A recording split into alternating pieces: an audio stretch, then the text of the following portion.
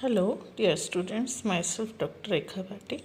In continuation of our last study about Puccinia graminis triticale, जिसमें कि हमने यह देखा था कि पक्सीनिया ग्रामिनिस जो है वीट पर रस्ट ऑफ वीट कॉज करती है, जिससे कि गेहूं की फसल को बहुत नुकसान होता है।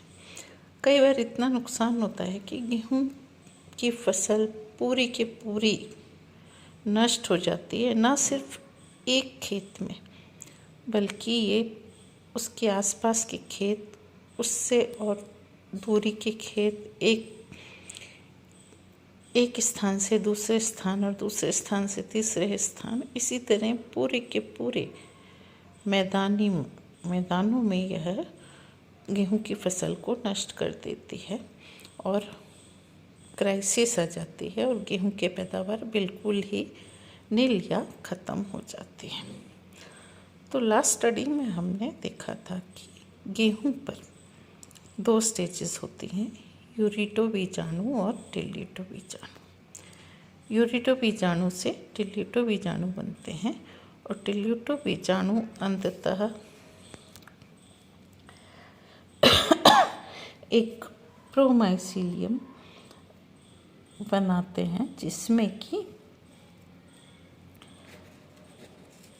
बेसिडियम बनता है और उस बेसिडियम के प्रांगुल, उस पर 4 प्रांगुल बनते हैं। उन 4 प्रांगुलों में बेसिडियोस्पोर्स बनते हैं। यह बेसिडियोस्पोर्स जो हैं 2 स्ट्रेन्स के होते हैं, 2 प्लस स्ट्रेन के और 2 माइनस स्ट्रेन के।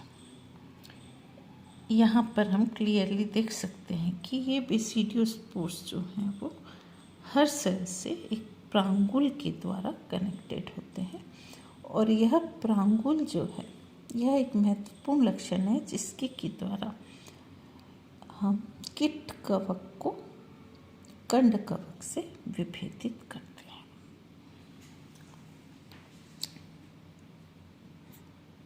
जब प्रतिकूल वातावरणीय परिस्थितियां शुरू होती हैं तो फिर से टिल्लिटो बीजाणु बनते हैं। ये मेलानिन रंग के वर्णक होते हैं और तीव्र निक्षेपण के कारण ये काले रंग के दिखाई देते हैं। टिल्लिटो बीजाणु बाइसेल्ड होते हैं और इनमें उसी परपोषी पादप को पुनः संक्रमित करने की क्षमता नहीं होती है। इसका मतलब कि टिल्लिटो बीजाणु वापस से गेहूं के पादप को संक्रमित नहीं कर सकते और इसी कारण ये उसी ऋतु में कीट रोग को फैलाने के लिए उत्तरदायी नहीं होते हैं। टिल्लिटो बीजाणु कई बार यूरिटो बीजाणु के साथ भी पाए जाते हैं। अब ये टिल्लिटो बीजाणु चूँकि गेहूं को संक्रमित नहीं कर सकते, इसलिए ये वहीं पर डोर्मेंट अवस्था में रहते हैं और फिर ये हवा के साथ उड़कर जो हैं पहाड़ी इलाकों में जाते हैं, जहाँ पर कि बारबेरिस प्लांट ग्रो करता है। ये बारबेरी वल्गेरिस को इन्फेक्ट करते हैं और उसी पर बारबेरी की पत्ती के अपर सरफेस पर ये पिक्निडिया बनाते हैं। पिक्निडिया जो है वो है फ्लास्क के शेप के ऑर्गन, जो कि पिक्निडियम या पिक्नियम कहलाते हैं, जो कि लीफ के अपर सरफेस से बाहर की तरफ खुलते हैं एक पोर के द्वारा, जिसे हम ऑस्टियोल कहते हैं। संक्रमित पत्ती की ऊपरी सतह पर जो है ये विशिष्ट स्पर्मोगोनियल पिट्टिकाओं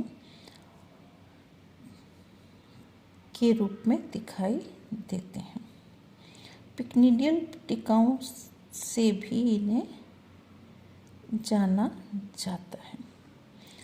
जब हम बारबेरी का अनुप्रस्थ काटते हैं तो पिक्निडियम जो है फ्लास्क के आकार के स्पर्मोगोनिया के रूप में दिखाई देते हैं, जो कि पत्ती की ऊतकों को गहराई में धंसे हुए होते हैं और बाहर की सतह पर छिद्र या आयस्क के द्वारा खुलते हैं। ये आयस्क जो है वो ओपनिंग के रूप में होता है और ओस्टियोल कहलाता है। एक स्पर्मोगोनियम में 4 विभिन्न संरचनाएं होती हैं, जो कि ग्राहक कवक तंतु, स्पर्मेशियम धर, स्पर्मेशिया और नुकीले सह तंतु दिखाई देते हैं, जिन्हें हम रिसेप्टिव हाइफी, स्पर्मेशियोफोर, स्पर्मेशिया और पैराफाइसिस कहते हैं। स्पर्मोगोनिया अगुणित बेसिडियो बीजाणु के अंकुरित होने पर बनते हैं। बेसिडियो बीजाणु टिल्लिटो बीजाणुओं से बनते हैं।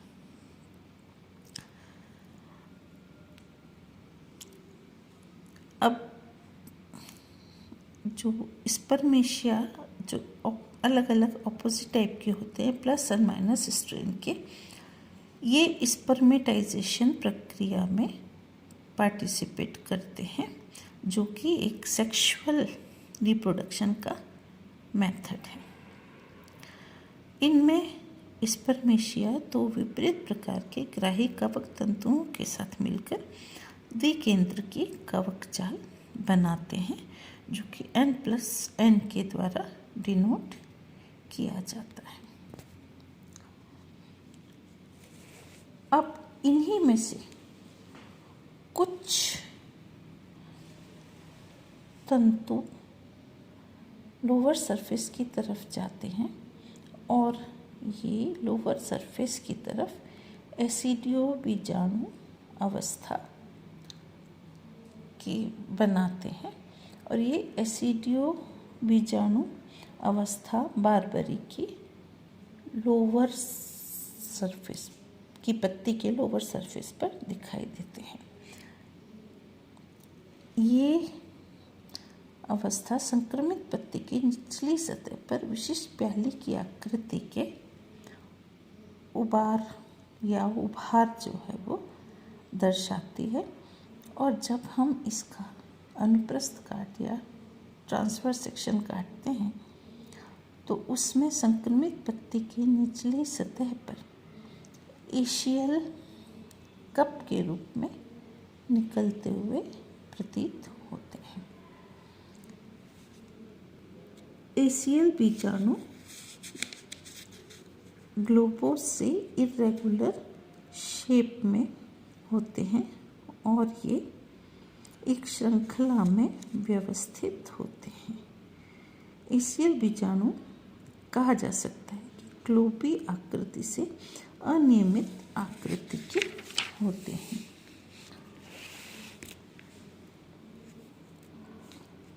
अब स्पर्मोगोनियम में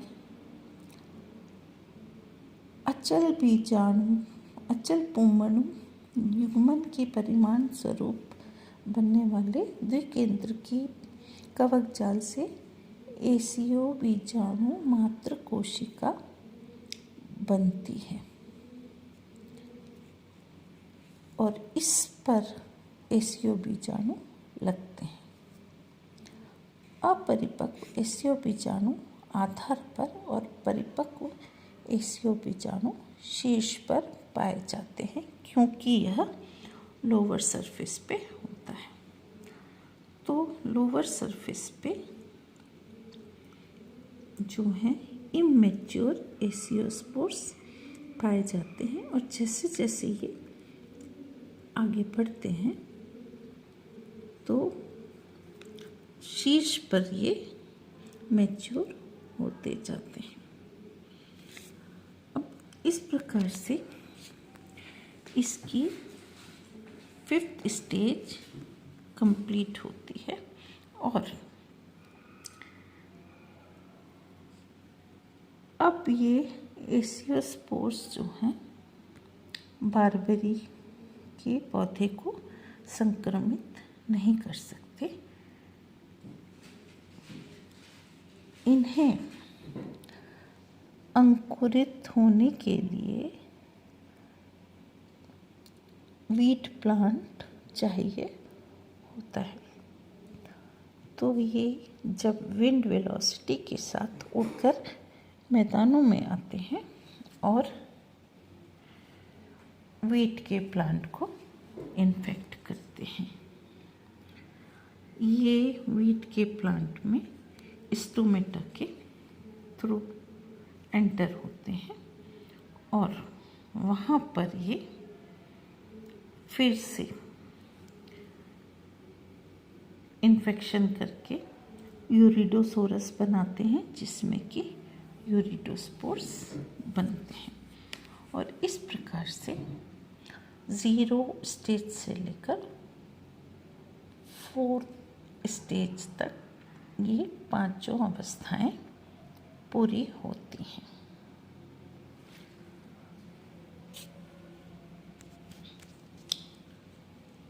ओके, थैंक यू।